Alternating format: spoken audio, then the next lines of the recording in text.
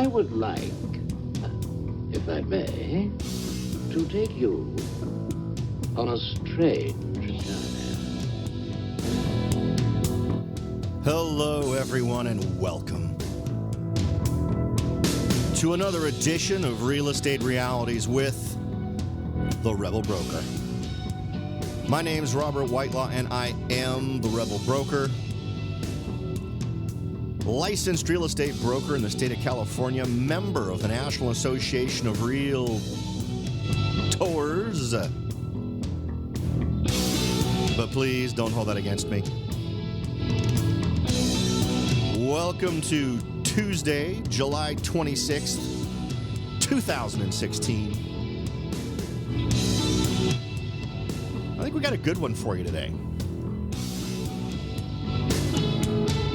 I guess we can call this one the First Timers Show,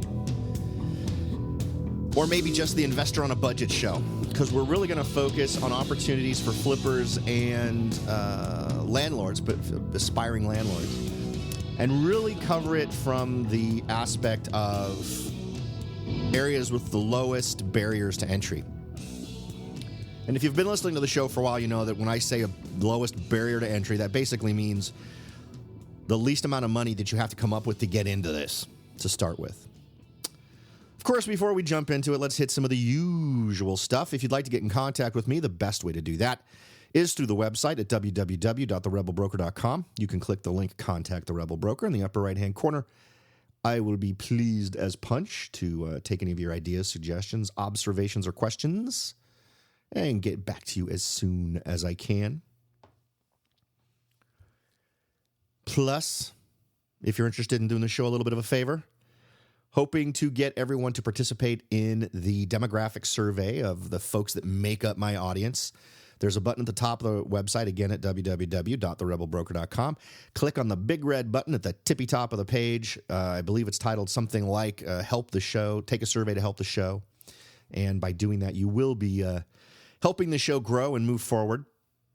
I have lots of great little ideas bouncing around in my head, but we gotta take the show kind of to the next level so that I can have the time to invest to make it a bigger payoff for all of you. So if you could take part in that survey, you would actually be helping move the show in that direction. So I appreciate anyone who can take the time out to do that.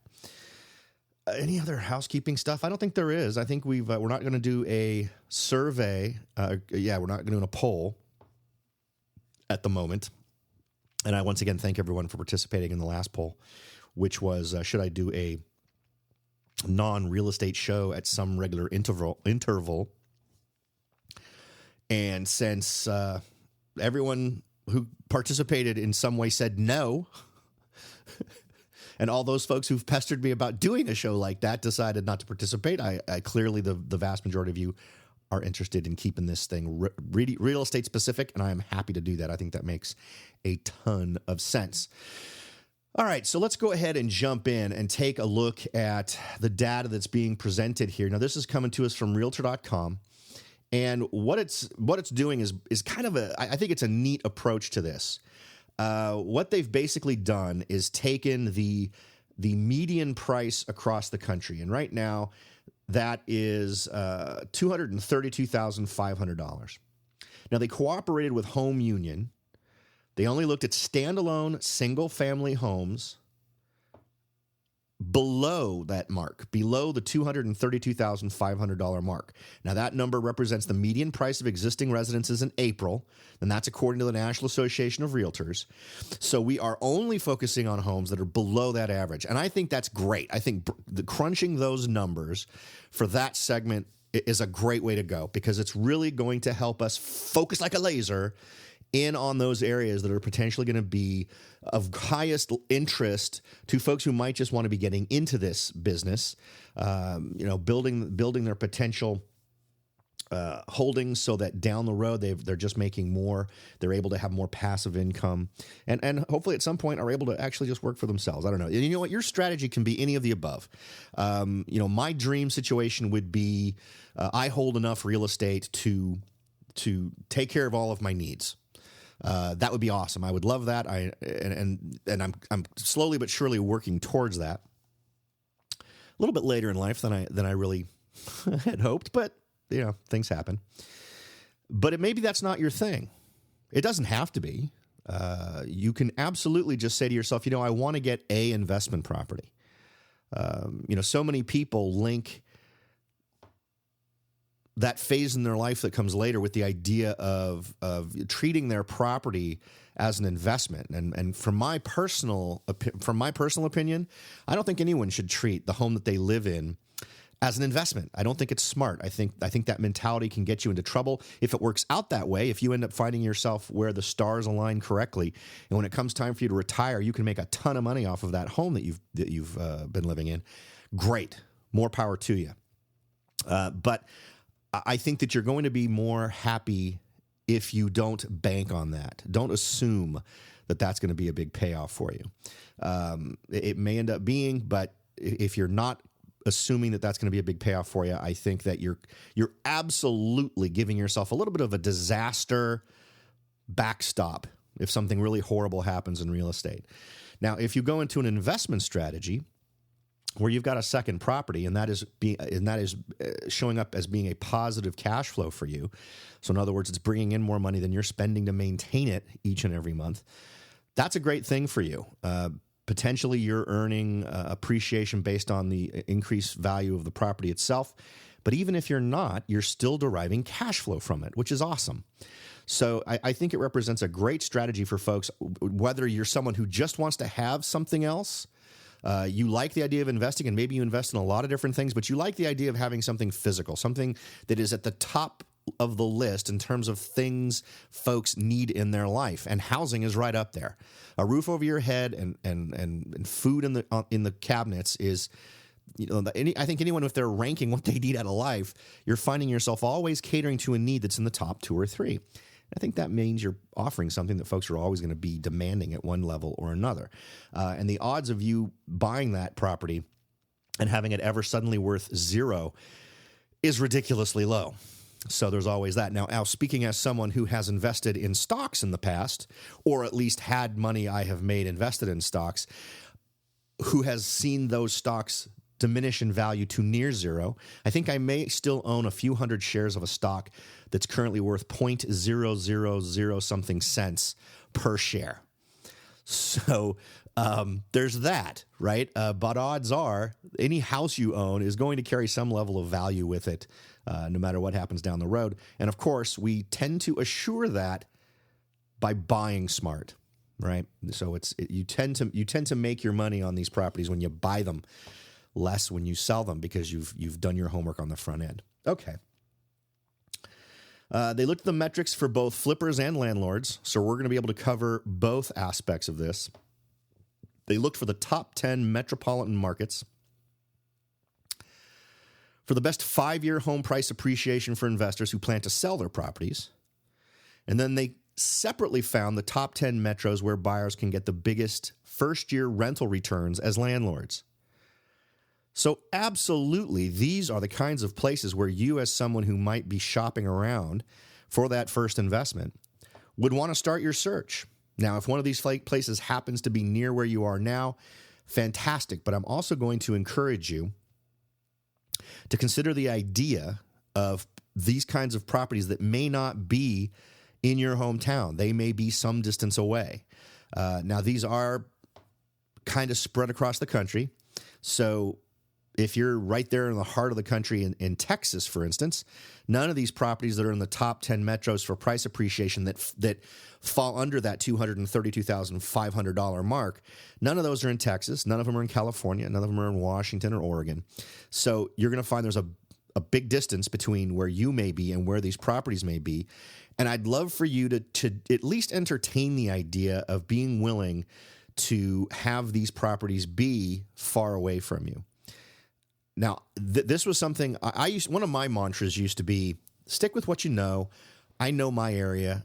Why go to the trouble of dealing with something that's really way outside of your primary area of experience?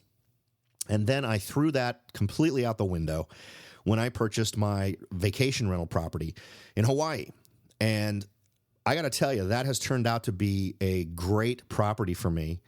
And I have managed to, through very limited involvement on my part, I mean, I guess defining what limited means. So in my case, I decided to own a little bit more of the process on my property in Hawaii simply because property managers for vacation properties are getting ridiculous amounts of your money in Hawaii. The lowest I was able to find, and this is going to blow your mind, the lowest I was able to find was 25%, and I found folks who, without laughing, and were able to say it without cracking a smile, actually ask for as much as 50% of the proceeds to rent your property. So there's a variety of there. Now, I am paying less than that, but I also own a lot more of the process. I have kind of a split agreement. Any renter that my on the ground property manager finds, they get that 25% or right in that range. If I bring it, it's substantially less than that. Over the course of renting my property, I have yet to have my resident property manager provide a renter. So there you go. Now, and I am not doing anything magical. I am not applying a lot of the things that I've talked about with you before that I apply to my real estate interests in terms of helping clients sell their property and market and do all. I am doing nothing magic. All I am doing is advertising my property up on VRBO.com, which is the Vacation Rentals Bulletin Board. I don't think that's what it's called, Vacation Rental something, but it's connected with HomeAway, and there's a lot of different portals to it, and I get plenty of traction. I have the lowest level of subscription, so I think I pay something like $300 and something, or maybe $400 a year, and then they handle everything. There's a calendar on there. They do the billing, and they take a little percentage of anything that gets charged, which is on par with what it would be if I had arranged my own credit card charge facilities. The bottom line is the ease of use and the low stress factor make it an absolute payoff. So even if you are thinking to yourself, well, geez, Robert, I maybe can buy into your theory about buying something far away if it's a long-term rental. But, there's so much that needs to happen with something like a vacation rental. I just wouldn't feel comfortable doing that being far away. Well, in my case, I'm 3,000 miles away, and there's an ocean between me and there. So, and I've been able to manage it perfectly well. And my property is actually in a semi-remote area where my options are very limited in terms of folks I can get to clean the place and property managers and all that kind of stuff. So if I can do it there, I'm convinced you can do it anywhere else in the United States if your property is something that would cater to a vacation rental situation. So just keep that in mind. I kind of begrudgingly overcame my concerns relating to that, and I think that anybody who does that potentially is going to see a big payoff. And it's always good to kind of conquer those fears and meet them face to face. Okay. So let's go ahead and start with the top 10 metro areas for price appreciation. Now, they factored in metros where prices haven't returned to their pre-recession peaks. Now, that's something we've talked about here. Given what we can see in terms of past performance and prices, I'm way more comfortable with sticking with making a purchase in an area that has not already surpassed the highest it's ever been. There's just something about that communicates to me on some level there's still room for growth here that it hasn't yet reached because it's been there before. They compared prices from the first quarter of 2015 to the first quarter of 2016. And they forecast future rent growth by looking at local economies, employment numbers, and previous rent hikes and drops. They're making the assumption that you'll rent out the place before you buckle down and sell it. So let's go ahead and start with number 10 on the list, which is Minneapolis, Minnesota, which, and remember, these are ranked by price appreciation, right? So these assume that you're buying it, you're going to hold it for some period of time. Now, to translate this into being important for buyers, it's also nice to know this as well, particularly if you're in a position where you're thinking, I'm going to relocate, I'm going to move. So maybe I'm not so much interested in the investment aspects of this, but I am interested in it in terms of trying to get the most out of whatever property I buy, whether I'm using it as an investment or as a home that I'm going to live in. So kind of keep that in mind as well. Now, I tell you what, we'll jump in with this top 10 list of homes in terms of price appreciation at this low price point right after this, so don't go away. Are you ready to jump in and start your search for your first investment property? Maybe you've decided that it's time to own your own home, or maybe you're ready to sell your home and move on to something new. No matter what your goal is, the Rebel Broker can help. That's right, aside from hosting this show, I am also the owner-broker of Whitelaw & Sons Real Estate Services right here in Silicon Valley. With over 25 years experience serving Silicon Valley, Morgan Hill, San Martin, and Gilroy, I or one of my great agents can help you achieve your goals in real estate.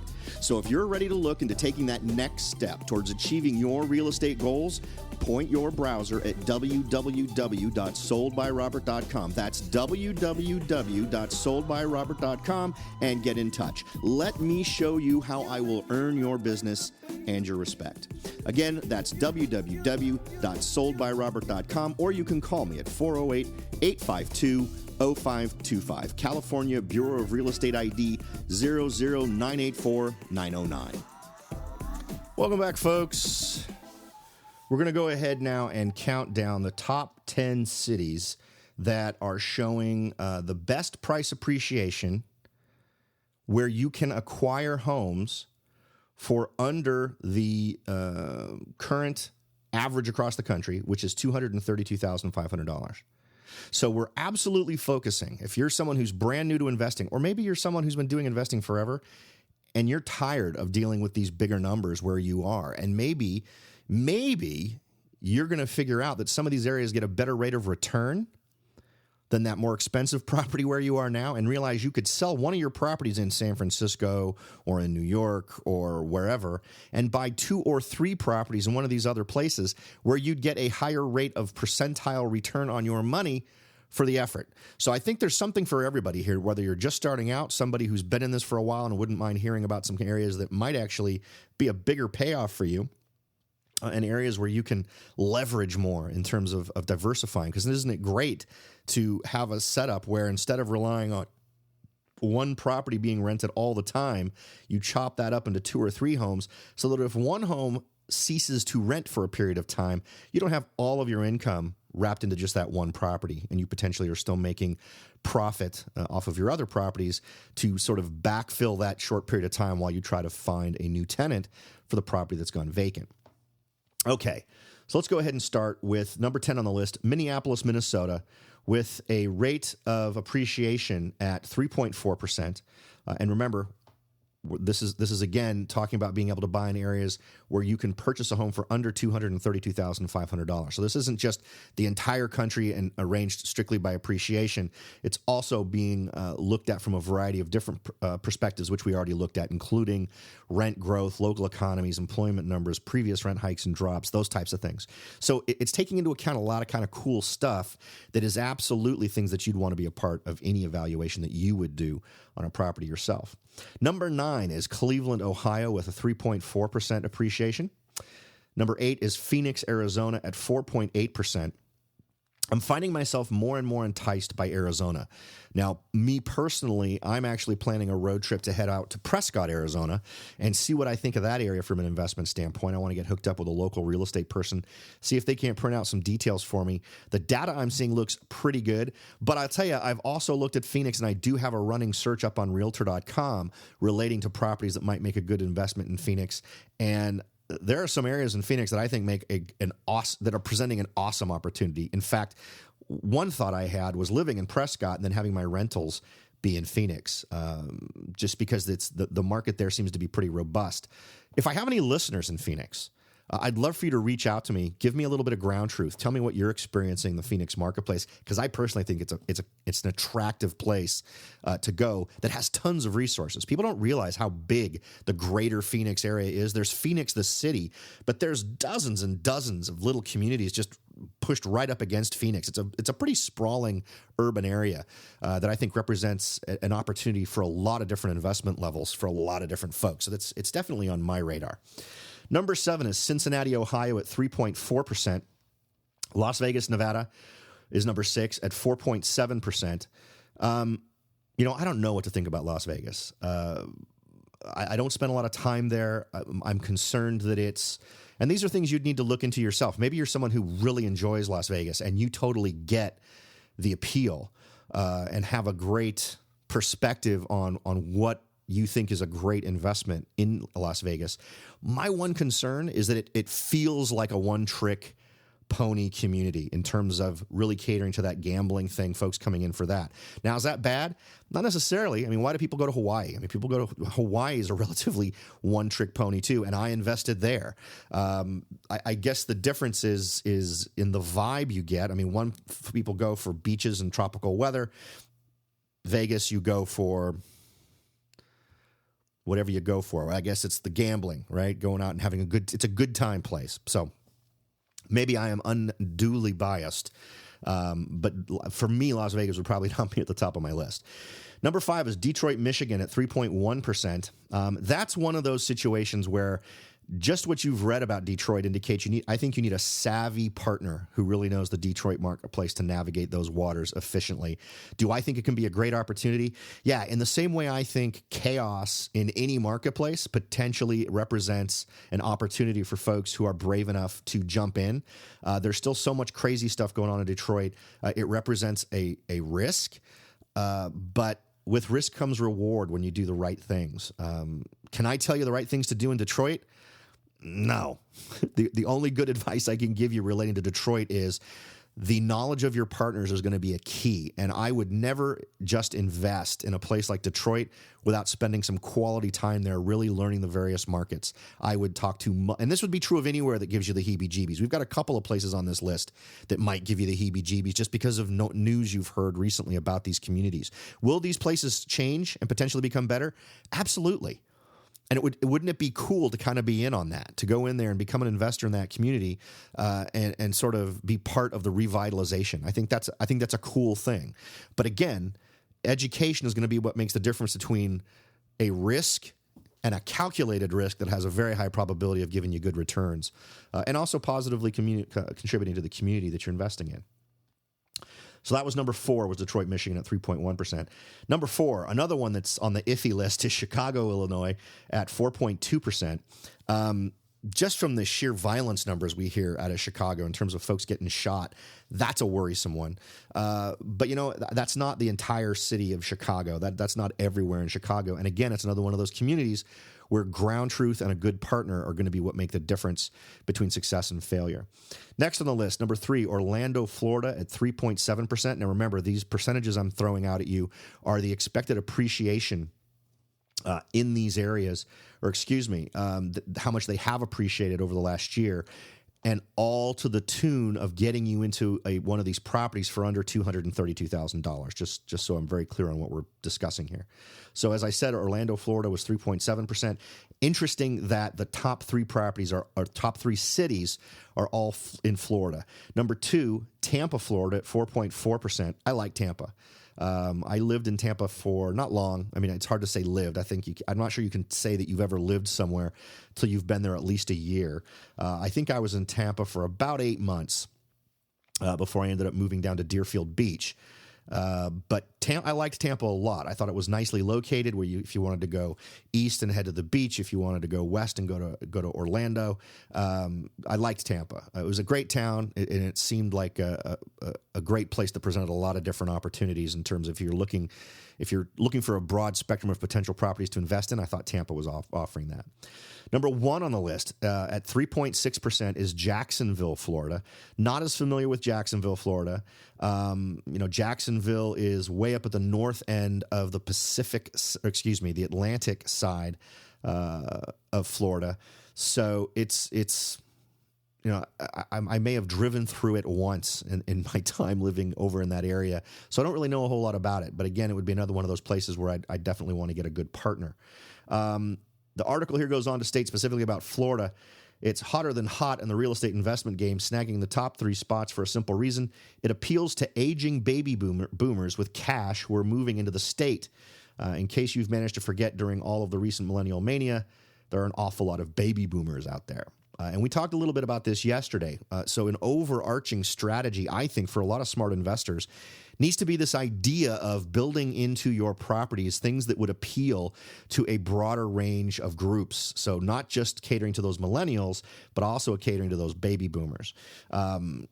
and I think in broader areas too. We talked about areas that would tend to be attractive to folks that are either millennials or baby boomers. And given the amount of time that baby boomers are now starting to spend in the workforce, I would say that you're likely to find the baby boomer aesthetic, I guess you could call it, or the baby boomer influence on what folks want out of a home, creeping closer to the downtown areas as those folks kind of extend their careers, either extend the careers they have or go into second or third careers in their lives and find themselves also being interested in being an easy commute to a career. So keep that in mind as you're moving forward with properties that you offer, whether you're offering them for sale or whether you're renting them to potential baby boomers. The Florida metros are also seeing more companies and centers expand or develop new facilities in their areas, bringing more jobs and workers looking for places to live. And they go on to talk about Detroit a little bit here. The faded automotive manufacturing mecca of Detroit also turns out to be a great investment, according to the analysis. The city has been experiencing a resurgence of sorts as hip restaurants, shops, and entrepreneurs are flocking to the area. Yes, we know you've heard this for a while. It's really happening now. Now, for those of you who've been listening to the show for a while, you know we've covered this. In fact, we covered some of this way back, even before we were doing a Monday through Friday show. I don't even know if you can still access those shows over on Blog Talk Radio, perhaps. But I'll tell you, we were debunking a lot of the stuff folks were putting out about Detroit over a year ago, where a lot of folks were saying wonderful things, and we were finding stories that were really kind of contradicting that. I actually think that we're further along that road now. And you know what? To be honest, while I did debunk a lot of stuff and throw a lot more caution towards folks relating to Detroit a year ago, I think that is absolutely not as big a concern now. As long as you're getting good information from local experts, I think you're covering yourself well. But I'll bet those folks that ignored my advice over a year ago, in a lot of cases, are probably doing real well. I think the risk level was a lot higher back then. I think which way things were going to go, depending on where you were making your purchases, was a lot more of a gamble. I think it's still a gamble now, but I think there's a clearer path towards being able to find properties that are going to work well for you as an investment. I think there's still plenty of room to grow there, and gives you an opportunity to get in at a relatively ground level on a resurging community. All right, now let's talk about the top 10 metros for best returns on rental properties. Now, the one bad piece of news about every single one of these properties, none of these things are west of the Mississippi. That's right, the entire western United States is virtually ignored by this list in terms of properties that you can acquire for under $232,500, and that represent the best returns on rental properties. And that is ridiculously depressing to me, since I'm way, way over here on the whole left coast. Now, what they did to figure these out is to try to figure out what the best return on investment is. Home Union analyzed annual rent growth of these various areas, looked at local economies, employment numbers, and previous rent hikes and drops. Now, Home Union looked only at all cash sales for its calculations. While closing costs are not included, maintenance costs and other fees are part of the profits. These focused on getting healthy flow of rental income from the get-go might want to cut this list out and put it on the wall, according to this article. But these are the returns, and these are some excellent returns that folks are seeing. So let's start with number 10 on the list, and then we'll sort of run through their quick analysis of some of the standouts on their list. Number 10 is Philadelphia, Pennsylvania, at 8%. I think that's a good number. I mean, I know whenever I'm doing my calculations on return on investment, I'm looking for something closer to 10%. But I know plenty of folks who will settle for 7% and 6%. But also remember that we're doing this at a lower price point too. So if you are in an area where you're getting 8%, 7%, 6%, you may want to consider the next ones, because all of them get better from here, and you can get in at a cheaper price. So you would be able to diversify what you're holding in terms of holding more than one property if you're already holding something, a more expensive property, just as we discussed previously in terms of the appreciation numbers. Now, number 9, and this one's an interesting one to note because it's a crossover of our previous list. This is Tampa, Florida, coming in at 8%. And knowing that both of those are on the same list, I think is a great one. Next on the list is number 8 is Greenville, South Carolina, at 8%. Number 7, a personal favorite of mine, Memphis, Tennessee, is coming in at 8%. Now, remember, we talked about this list last year, and Memphis, Tennessee was coming in at number 1. And it's interesting to see it now still in the top 10, but way down at number 7. I don't know if that just indicates a slowdown in rent growth or an increase in property prices or acquisition costs, but it's interesting to note where it is now. Number 6 is Cincinnati, Ohio at 8.2%. Number 5 is Milwaukee, Wisconsin at 8.4%. And Milwaukee is tied with number 4, which is Pittsburgh, Pennsylvania at 8.4%. Birmingham, Alabama is 8.5%. Number 2 is Columbia, South Carolina at 9.7%. And number 1 is Cleveland, Ohio at 11.1%. So that's taking the lead by a pretty good chunk. According to this article, which will be linked in the show notes. So if you'd like to get more details about these areas, you'll be able to consult a link that'll take you to it so you can get more information and also look more into it. Now, Cleveland, according to the article, is delivering the best returns because the Midwestern city's growing healthcare and manufacturing industries are expected to continue boosting both demand and prices for local homes. So, and that's something else to take into consideration. Whenever you're investing in a community, and another topic we've covered, find what are the big draws? What are the things that are bringing people there? And if you're seeing it in certain industries that are likely to show continuing growth, that's a great thing. That indicates to you that there's likely to be a long-lasting robustness to the underlying economy that'll facilitate qualified and anxious buyers or renters for your property. So I think that's a good thing to be looking for and keeping an eye out in any community that you want to invest in. Now, the median rent for a 2-bedroom apartment in Cleveland was $910 a month in July, and that's according to apartmentlist.com. It was $880 in Columbia and $890 in Birmingham. And remember, these are all 2-bedroom apartments. So we're not talking about single-family residentials, which would clearly get a premium above a rental, an apartment rental. Columbia is a smart investment as the state capital is both a military hub with more than 50,000 active duty soldiers at Fort Jackson and the home of the University of South Carolina and its nearly 34,000 students. So absolutely that jumps to the top of my list. I'm a big fan of investing in cities that have a college or university as part of the community. Birmingham's biotech firms are booming, driving housing demand. So that's another good one. Tampa, unlike Jacksonville and Orlando, earned a spot on both lists because it still has a lot of foreclosed homes and short sales. Remember, we talked about Florida being a judicial state, so all the foreclosures had to go through court proceedings, and we're still seeing some of those working through. Only now are most of them starting to finally work through the process. So some of those opportunities are still presenting themselves in places like Tampa. Let's see. Now, there were a couple of other interesting observations that were made in this report. Let me just share a couple of them with you. The number of renters is up, rising by nearly 9 million families and individuals from 2005 to mid-2015. And that's according to a Harvard University Studies Joint Center for Housing. A whopping 37% of Americans are now renters. What's interesting about that is the idea of living in a rental while owning an investment property somewhere cheaper seems to have special appeal to millennials. Now, that's according to Gary Beasley, who's the CEO of Roofstock, an online marketplace for leased single-family rentals with property managers. Quote, younger people like the exposure to real estate, but also like the fact that they are not tied down to primary residences and mortgages that limit their mobility. One of his clients, a Google engineer in his early 30s who lives in the San Francisco Bay Area, could have used $129,000 in savings to buy a rental property in Orlando that would yield 6% in income. But instead, he bought 5 houses in Florida and Atlanta to diversify his investments, expecting to pocket 7.5%, or about $2,800 a month in pure profit as a result. See, and that's exactly what we were just talking about, the idea of diversifying, the idea of not having to have your money tied up in one home where there are markets across the country where you could own several. Second homeowners can also reduce their tax load while growing equity in their property. Landlords must be mindful of treating their property like a business.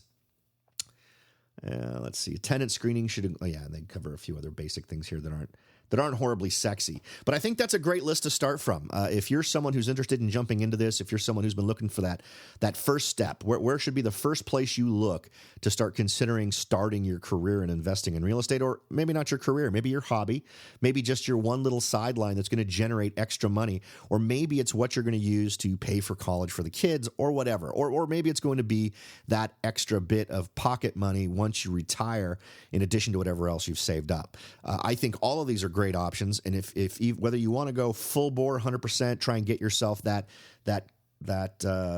empire of real estate that gives you everything you could have ever dreamed, or you want to shoot for somewhere but below that, is absolutely up to you. It depends on your lifestyle and how much stress you want to deal with. Frankly, I'm all for doing this with as little stress as possible. And despite a lot of those initial concerns that I think people need to overcome, I think real estate is one of those ones that offers less stress. And I realize that sounds nuts to some people. I'll have this initial conversation with people when I meet them who are interested in becoming investors but are just super stressed out about it just because of the amounts of money that are being talked about. And I guess there's this concern somewhere in the back of someone's head, well, what if the house is suddenly worth nothing? Well, that's never happened. Well, at least not anywhere that you couldn't have guessed with quite a bit of lead up that was going to happen. There'll always be some amount of value preserved in these properties. But I tell you, if you can just get over that initial concern, it really does represent, I think, one of the most solid investments that you can make. And if you can just get past that initial concern, that initial fear, I think you'll find that you can develop a comfort level pretty quickly, and you'll be surprised at what kind of a level of success that you can achieve, and just keep riding it and really let it sort of feed itself in terms of how much it builds your enthusiasm and your confidence to move forward. So anyway, I do appreciate you all making the show a part of your daily routine. As always, thank you for listening, and I will talk to you all next time.